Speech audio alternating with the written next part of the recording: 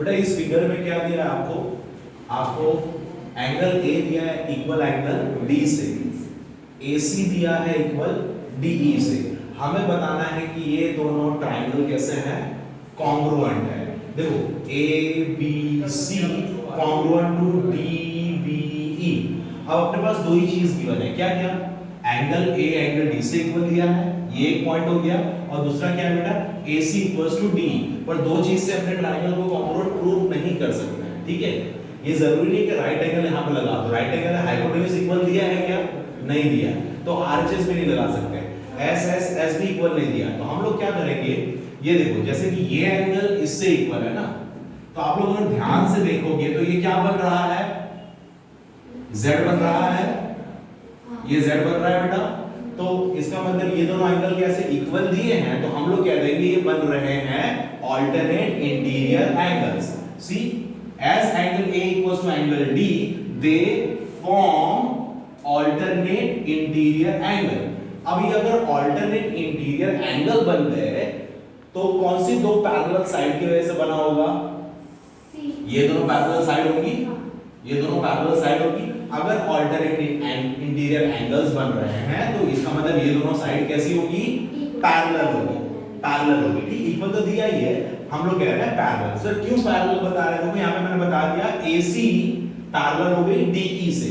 अब मैंने कहा क्यों ये पैरेलल हो गई, तो क्या, अब बेटा ये एंगल तो ऑलरेडी हमने को इक्वल दिया है, ठीक है, पर ये अगर ये Z बन रहा है, ठीक है, तो हमने कह दिया ये दोनों पैरेलल हो गई। ओके, दोनों पैरेलल हो गए बेटा, तो ये भी तो ट्रांसवर्सल हुआ, ये भी तो ट्रांसवर्सल हुआ। अब इसका एंगल देखो, ये दोनों पैरेलल थी ना, ये दोनों साइड, ये यहां पे ऐसे भी Z बन रहा है कि नहीं, राइट, इसलिए हमने पैरेलल बनाया था, इसके पे क्या किया था, पैरेलल इसे बताया था। अच्छा, ये अगर Z बन रहा है तो ये दोनों एंगल भी इक्वल हो जाएंगे कि नहीं। अब देखो बेटा, angle C equals to angle E, हमने बता दिया कि ये पैरेलल है, ये ट्रांसवर्सल फॉर्म हो रहा है, तो ये जो अल्टरनेट इंटीरियर एंगल बन रहा है ये दोनों भी इक्वल हो गए, Z बन गए, Z बन रहे, इसलिए मैंने बता दिया कि इक्वल है, ठीक है। Alternate interior angle, angle C equals to angle E, alternate interior angle. फिर AC equals to DE given, ये ऑलरेडी क्वेश्चन में गिवन ही था, और उसके बाद फिर angle A equals to angle D, ये ऑलरेडी क्वेश्चन में गिवन था, ये ऑलरेडी क्वेश्चन में गिवन था। तो ये देखो बेटा, angle side angle, angle side angle, angle side angle से दोनों ट्रायंगल कैसे हो जाएंगे, कॉन्ग्रुएंट। अब देखो मांगा क्या है, ABC, तो मैंने लिख दिया पहले ABC, ABC ऐसे लिख दिया। अब बताओ A से कौन इक्वल था, तो यहां पे लिखेंगे D।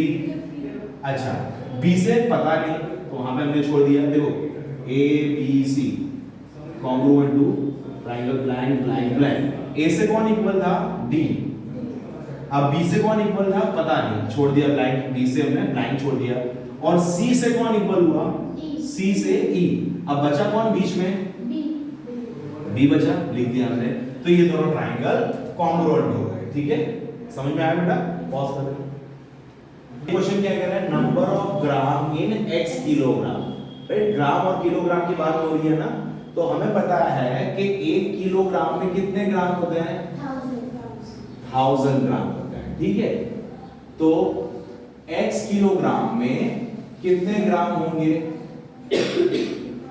अच्छा 1 किलोग्राम में 1000 ग्राम, 2 किलोग्राम में 2000 ग्राम, 3 किलोग्राम में 3 into 1000 ग्राम, 4 किलोग्राम में 4 into 1000 ग्राम, 5 किलोग्राम में 5 into 1000 ग्राम, x किलोग्राम में yes, x kilogram equals to x into 1000 gram. Okay, gram n, how many gram n, okay, so कितने हो जाएंगे, 100x, number of gram in x kilogram. तो x के बाद x kilogram, okay fine, number of cost करना है, number of gram n in x kilogram. हमको क्या पता है, 1 किलोग्राम में 1000 ग्राम होता है, 2 किलोग्राम में 2 into 1000, 3 किलोग्राम में 3 into 1000, 4 किलोग्राम में 4 into 1000, x किलोग्राम में x into 1000 हो जाएगा। पर इन्होंने क्या कहा है कि आपको ग्राम किस पे लिखना है, n लिखना है। हमने मान लिया कि x किलोग्राम में n ग्राम, क्रॉस मल्टीप्लाई करेंगे n इंटू n 1 हो जाएगा इक्वल्स टू x इंटू 1000 हो जाएगा, ठीक है। तो n इक्वल्स टू 1000 x ग्राम, ठीक है, ओके। बस आगे n लिखना था, n देने का मतलब यही था। अब यहाँ पे क्या कह रहा है इस क्वेश्चन में, the sum of n natural numbers is half of product of numbers n and its successor n plus 1। पहले मैं आपको बता देता हूँ sum of n natural numbers. n natural numbers मतलब क्या, मैं आपको बोलूँ n natural numbers, n natural number, natural number सबको पता है, देखो 1 2 3 4 5 6 7 8 9 10 11 12, ये सब नेचुरल नंबर्स है। यहाँ पे कहीं पे होगा n, ठीक है, कितने n नेचुरल, इन सब का एडिशन कहाँ है, मतलब 1 plus 2 plus 3 plus 4 plus n। तो ये सब लिखने की जरूरत नहीं है, इन्होंने कहा इन सारे नंबर्स का एडिशन जो होता है, आपको 10th स्टैंडर्ड में आएगा कैसे डेरिवेशन आया है।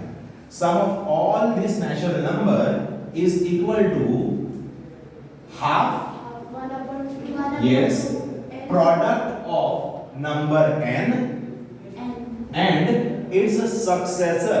successor मतलब क्या, उसके बाद वाला, predecessor मतलब पहले, successor मतलब उसके बाद वाला। अगर मैं नंबर 5 बोल रहा हूं तो आप क्या बोलोगे, सक्सेसर 6 5 प्लस 1।